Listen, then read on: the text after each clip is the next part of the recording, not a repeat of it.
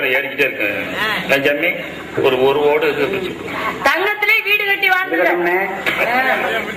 கடவுள் ஒருத்தர் அந்த கடவுளை பத்தி தான் நான் பேசிட்டு இருக்கேனே. அப்படி தங்கத்திலே வீடு கட்டி வாழ்ந்தான் சிவபெருமான். இன்னும் போய் பாருங்க சிவ ரகசியம் சொல்றான். அதே நாளோட சிதம்பர ரகசியம் சொல்றாங்க. சிதம்பரத்துல போய் தில்லை என்று சொல்லக்கூடிய நடராஜ பெருமாள் கோயில் இருக்கு.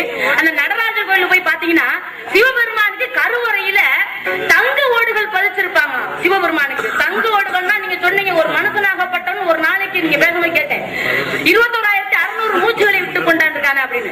ஒரு மனுஷனாகப்பட்டவன் விடக்கூடிய மூச்சு எத்தனை, வாங்கக்கூடிய மூச்சு எத்தனை, மொத்தம் தான் 21,600. விடக்கூடிய மூச்சு எத்தனை உங்களுக்கு தெரியும், வாங்கக்கூடிய மூச்சு எத்தனை தெரியும்.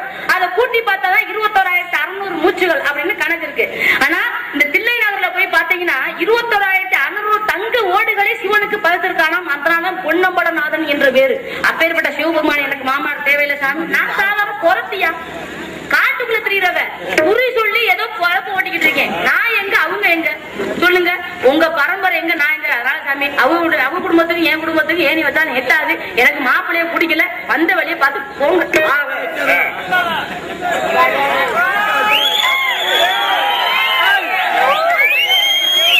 ஒன்ன சொல்லி தவறே கிடையாது. சிரிச்ச தேவடியா வயசுக்கு வந்தாலும் சித்தப்பெல்லாம் சேர்த்துக்கிட்டு புத்து கட்டி வச்சாங்க.